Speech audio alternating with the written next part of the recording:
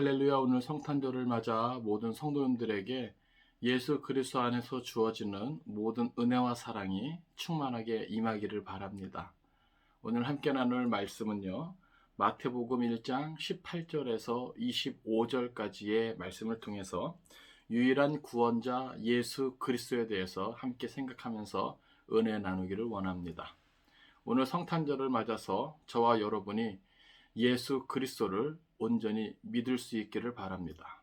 우리가 예수 믿는다라고 할 때 크게 그 믿음의 내용은 5가지를 말할 수 있습니다. 첫째는 동정녀 탄생입니다. 우리가 동정녀 탄생을 믿어야 합니다. 또 두 번째는 대속의 죽음입니다. 우리가 예수 그리스도의 죽음이 대속의 죽음인 것을 우리가 믿어야 합니다. 그 다음이 부활입니다. 예수님은 십자가 달려 죽은 것으로 끝난 것이 아니라 하나님의 그 크고 놀라운 능력으로 다시 살아나셨습니다. 또 승천을 믿어야 됩니다. 예수님은 부활하신 다음에 승천하셨습니다. 그래서 그 승천과 더불어서 성령 강림하셨습니다. 또 마지막 5번째는 예수 그리스도의 재림입니다. 언제인지 모르지만 하나님의 정하신 때에 예수님은 반드시 다시 오십니다. 우리가 이 5가지를 온전히 믿을 때 예수를 잘 믿는 것이다, 이렇게 말할 수 있습니다. 그런데 오늘 마태복음 1장 18절에서 25절까지는 바로 그 첫 번째 예수 그리스도의 동정녀 탄생을 기록하고 있습니다. 오늘 성탄절을 맞아서 예수 그리스도가 왜 우리에게 있어서 유일한 구원자가 되는지 함께 생각해 보려고 합니다. 여기서는 먼저 앞달락의 아브라함부터 모두 42대에 이르는 족보에 있어서 예수의 육신의 부친인 요셉에 관한 기록이 좀 독특하다는 점을 우리가 한번 먼저 생각해 볼 필요가 있습니다. 1절, 마태복음 1장 1절부터 아브라함부터 이어지는 족보가 나옵니다. 모두 42대에 걸쳐서 나오는데요. 모두 이제 낳고 이런 표현을 하고 있어요. 그런데 여기 16절에 보니까 야곱은 마리아의 남편 요셉을 낳았으니 마리아에게서 그리스도라 칭하는 예수가 나시니라. 그러니까 그 앞에는 누가 누구를 낳고, 예를 들어서 아브라함이 이삭을 낳고, 이삭은 야곱을 낳고, 야곱은 유다와 그의 형제들을 낳고, 그러니까 이런 식으로 계속 낳고가 되어 있는데, 여기 16절을 보면 야곱은 마리아의 남편 요셉을 낳았으니 마리아에게서 그리스도라 칭하는 예수가 나시니라. 그러니까 여기서 요셉이 낳고 이런 표현이 아니라 요셉을 낳았으니 마리아에게서 그리스도라 칭하는 예수가 나시니라.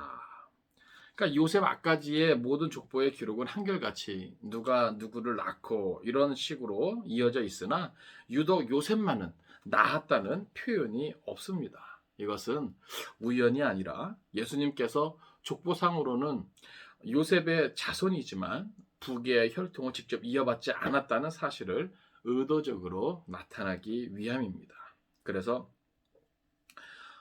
여기 16절에 보면 예수님께서는 마리아라는 한 여인에게 나셨다. 또 성령으로 잉태되셨다. 이것을 우리에게 보여주고 있는 것이죠. 그래서 어떻게 보면 구원자로서의 자격을 갖추려면요, 완전한 인간이자 완전한 신이셔야 되고 또 죄와 상관없는 분이셔야 했습니다. 그래서 예수님의 탄생은 평범한 인간의 탄생이 아니라 자기 백성을 그들의 죄에서 구원할 자, 곧 모든 이스라엘의 모든 하나님의 백성의 구원자 되심을 우리에게 알려주고 있습니다. 이제 우리가 오늘 본문을 한 절 한 절 생각할 때 오늘도 하나님의 특별한 은혜가 우리 가운데 충만하게 임하기를 바랍니다. 18절입니다. 예수 그리스도의 나심은 이러하니라. 그의 어머니 마리아가 요셉과 약혼하고 동거하기 전에 성령으로 잉태된 것이 나타났더니. 아멘. 자, 예수 그리스도의 나심은 이러하니라. 이제 예수 그리스도께서 어떠한 과정을 통해서 이 세상에 오셨는가 우리에게 그것을 알려줍니다. 그의 어머니 마리아가 요셉과 약혼하고 동거하기 전에. 자, 여기 보면 그의 어머니 마리아가 요셉과 약혼했다 그랬습니다. 이 당시 약혼은 유대인의 전통에서 뭐라 그럴까요? 간음이라고 하는 어떤 특별한 이유 없이는 폐기될 수 없는 것입니다. 그리고 이렇게 약혼하게 되면은 이미 법적으로는 결혼한 것과 같은 그런 효력을 갖습니다. 그러니까 이런 약혼 기간은 대개 1년 정도 지속되었고 1년이 이제 지나면 이제 정식으로 혼인하고 이제 동거할 수 있는 것이죠. 그러니까 다시 말해서 마리아는 지금 상태는 약혼은 했지만 아직 결혼을 하지 않았기 때문에 동거는 하지 않은 상태입니다. 그러니까 한마디로 약혼한 상태에서 성령으로 잉태되었다라고 하는 것입니다. 그래서 여기 보면 약혼하고 동거하기 전에 성령으로 잉태된 것이 나타났더니. 그러니까 약혼한 상태에서 잉태된 것이 나타났다. 이것은 이제 주위 사람들이 이제 알게 되었다는 것이죠. 특별히 여기 성령으로 잉태된 것이 중요합니다. 그러니까 구원자의 조건은 죄와 상관없는 것이죠. 그러니까 여기 이 성령으로 잉태됐다. 하나님의 씨, 사람의 씨가 아닌 하나님의 씨, 곧 성령으로 잉태된 것이다. 그러니까 아담으로부터 내려오는 그 원죄와 상관없는 자로 이 세상에 오신 것을 우리에게 알려줍니다. 19절이에요. 그의 남편 요셉은 의로운 사람이라 그를 드러내지 아니하고 가만히 끈고자 하여. 자, 여기 그의 남편 요셉에 대해서 설명해 주는데 요셉은 한마디로 의로운 사람이라고 하는 겁니다. 그러니까 뭐라 그럴까요? 요셉이 이 의로운 사람이라는 것은 상당히 이제 중요한 부분을 나타내는데요. 요셉은 그러니까는 구약에 나타난 하나님의 율법을 조차 경건하게 살아가는 사람이라는 것과 또 부정한 것을 용납하지 않는 고든 성격의 소유자인 것을 우리에게 알려줍니다. 그래서 그는 마리아의 잉태 소식을 접하고는 마리아가 혼외 관계로 인해서 잉태된 것으로 인식하고 그녀의 정혼 관계를 끊으려 했던 것이죠. 그러니까 그럼에도 불구하고 공개적으로 모욕을 주며 처벌하지 않는 것은 그만큼 마리아를 사랑하기 때문이 아닌가 그렇게 생각을 해봅니다. 그러니까 다시 말해서 요셉이 의로운 사람이기 때문에 그것을 뭐예요? 조용히 끊고자 한 것입니다. 20절입니다. 이 일을 생각할 때에 주의 사자가 현몽하여 이르되 다윗의 자손 요셉아 내 안에 마리아 데려오기를 무서워하지 말라. 그에게 잉태된 자는 성령으로 된 것이라.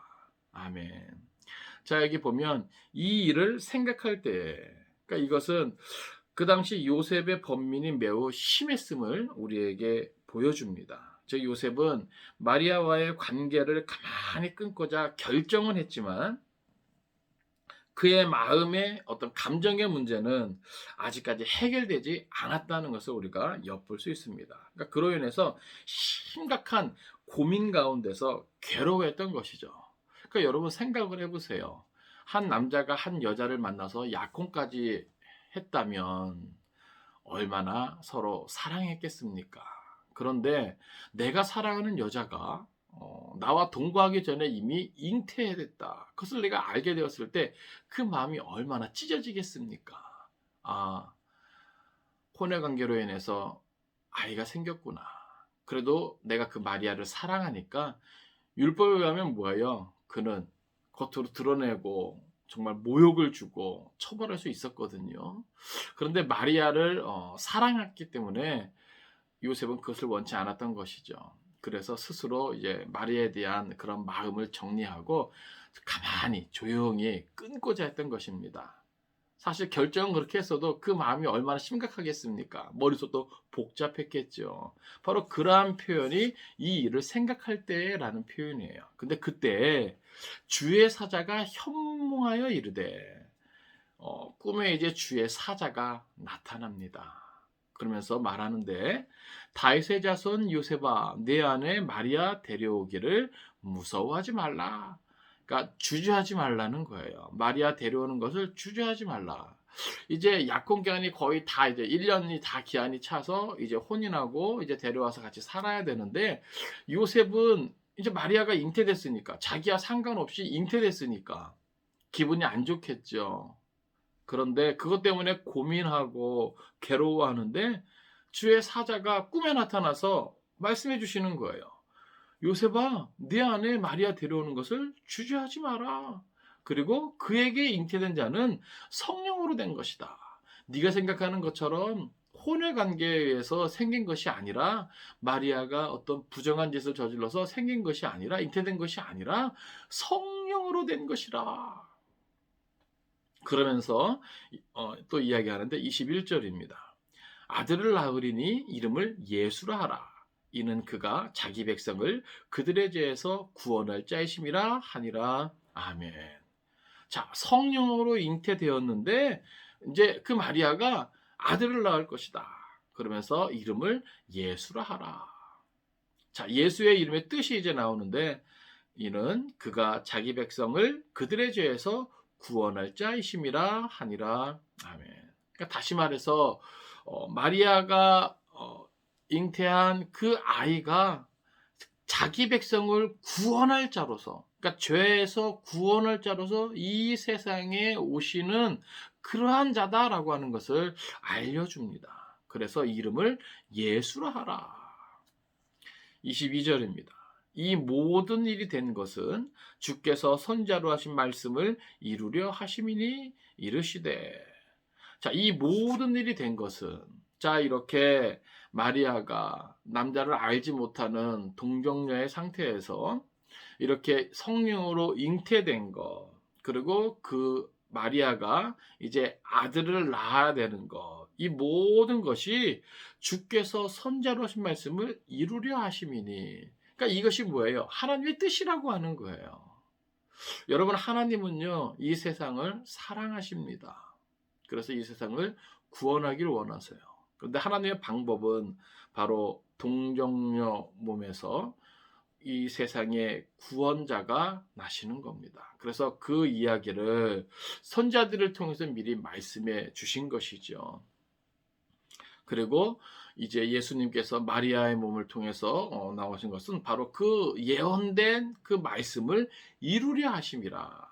그러니까 예수 그리스도의 동정녀 탄생은 그 모든 선지자들의 이야기를, 그 말씀을 뭐예요? 이루게 되는 예언의 성취라고 하는 것이죠.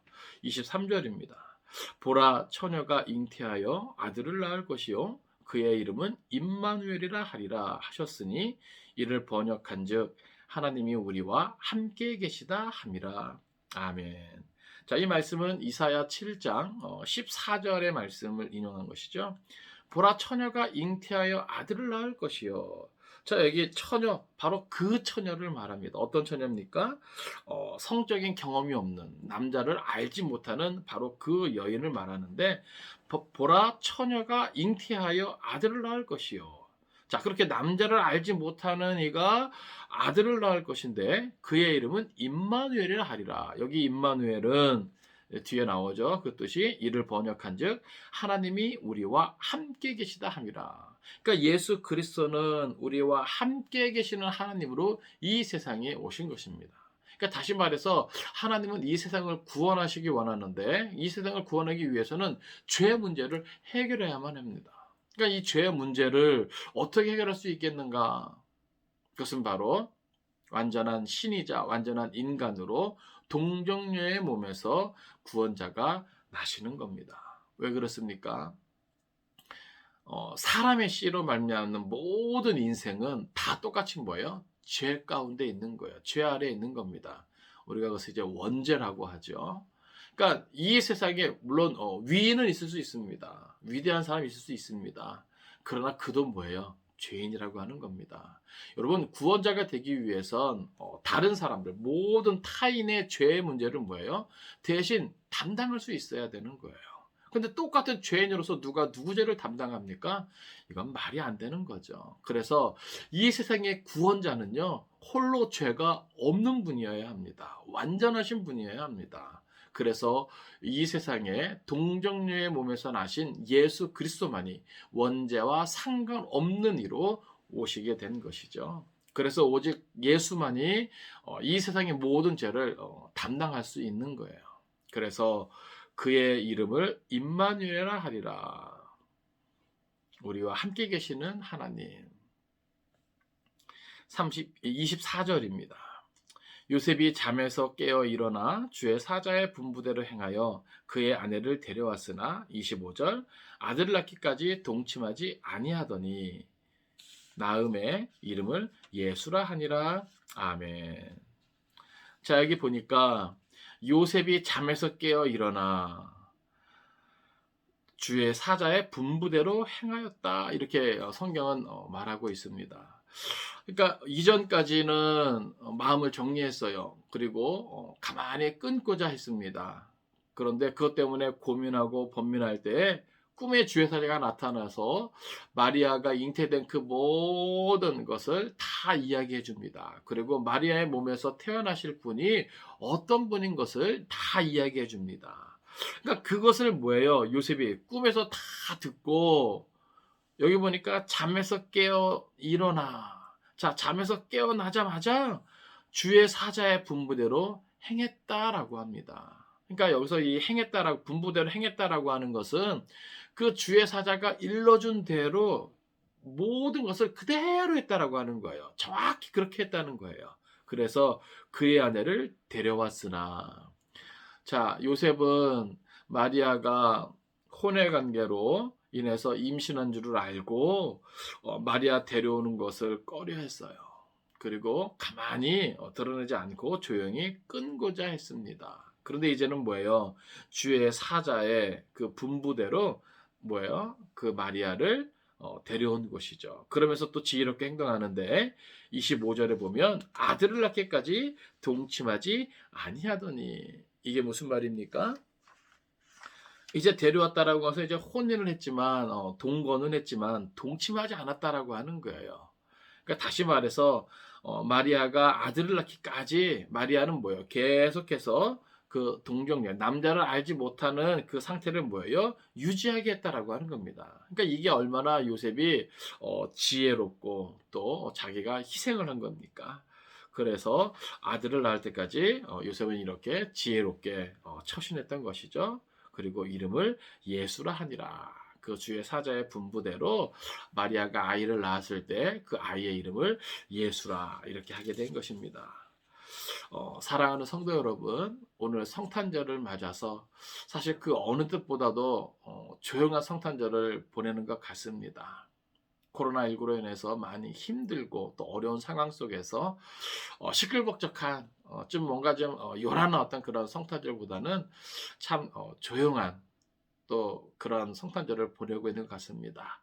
오늘 이 성탄절에 이 세상에 오신 예수 그리스도가 왜 우리의 유일한 구원자가 되시는지 다시 한번 생각할 수 있기를 바랍니다. 그것은 다른 것이 아닙니다. 예수 그리스도만이 원죄와 상관없는 사람의 씨가 아닌 하나님의 씨, 성령으로 잉태되셨고요. 또 동정녀의 몸에서, 남자를 알지 못하는 동정녀의 몸에서 태어나신 것입니다. 바로 그것이 유일한 구원자로서의 자격을 갖춘 분이 예수 그리스도다라는 것을 우리에게 알려주고 있는 것이죠. 그러니까 2000년 전에 마리아의 몸에서 예수님이 태어나셨다. 이것은 그냥 어떤 우연의 사건이 아닙니다. 이 세상의 구원자가 되기 위한 어떻게 보면 필수적인 요건인 것이죠. 그래서 하나님의 지혜와 또 능력이 바로 그렇게 그 모든 일을 구속사의 이야기를 끌고 가는 것을 우리가 생각해 볼 수 있겠습니다. 말씀을 정리합니다. 오늘 본문을 통해서 몇 가지 좀 생각해 보고자 하는 것이 있어요. 그것은 뭐냐 하면 바로 하나님이 쓰시고자 하실 때 성도는 기쁘게 순종해야 된다라고 하는 겁니다. 여러분 생각해 보세요. 마리아도 그렇고 요셉도 그렇고 사실 이게 웬일입니까? 하나님은 이 세상을 구원하기 위해서 구원자를 보내셔야만 하는데 이 구원자를 보내고 또 하나님이 이 세상에 오시는 그 방법은요. 동정녀의 몸에서 나시는 거예요. 그러면요. 누군가는 희생을 해야 된다는 것이죠. 여러분 마리아가 처녀의 몸으로 아이를 가졌다? 이건 너무나 황당한 이야기 아닙니까? 예? 또 요셉은 또 얼마나 황당했겠습니까? 그러니까 마리아와 요셉의 희생, 마리아와 요셉의 이 순종을 우리가 오늘 이 시간 생각해 볼 수 있기를 원합니다. 하나님의 뜻, 하나님의 구속사를 위해서 어떻게 보면은 너무 황당한 거죠. 사실 마리아는요, 율법에 의해서 뭐랄까 처벌받을 수도 있는 그런 상황이에요. 근데 마리아가 그것을 믿음으로 받아들이게 됩니다. 또 요셉도 의로운 사람이어서 그러한 마리아를 율법으로 이제 드러내서 처벌하지 아니하고 가만히 조용히 끊고자 했지만 하나님의 그 사자가 현몽에서 꿈에 나타나서 요셉에게 그 모든 되어진 일의 그 일들을 과정을 다 이야기할 때 요셉도 주저하지 않고 그 분부대로 다 행한 것을 보게 돼요. 결국 마리아와 요셉의 희생 또 순종이 오늘 하나님의 놀라운 구속의 역사가 이어지는 것을 우리가 보게 됩니다. 바라고 원하기에는 우리가 상식적으로 생각할 수 없는 또 너무 황당한 이야기를 할지라도 하나님께서 우리를 쓰시고자 할 때 우리도 마리아와 요셉같이 기꺼이 우리 자신을 내어드릴 수 있는 또 희생하며 순종할 수 있는 믿음의 모습이 있기를 바랍니다. 또 우리가 한 가지 생각해 볼 것은 유일한 인류 구원자 자격을 갖추신 예수 그리스도입니다.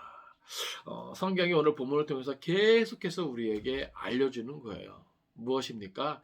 이 세상의 구원자는 오직 예수 한 분뿐이다. 예수님 한 분뿐이다 라고 하는 거예요. 마지막 때가 되어갈수록요, 내가 메시아다, 내가 구원자다, 여기저기서 일어날 것입니다. 나타날 것입니다. 그런데 여러분, 현혹되지 않기를 바랍니다. 구원자가 되려면요, 사람의 씨가 아닌 성령의 씨, 하나님의 씨, 원죄와 상관없는 존재여야 합니다. 이 세상에 태어난 자로 누가 예수님 말고는 원죄와 상관없을 수 있단 말입니까? 조금 남들보다 훌륭할 수는 있어요. 위대할 수 있습니다.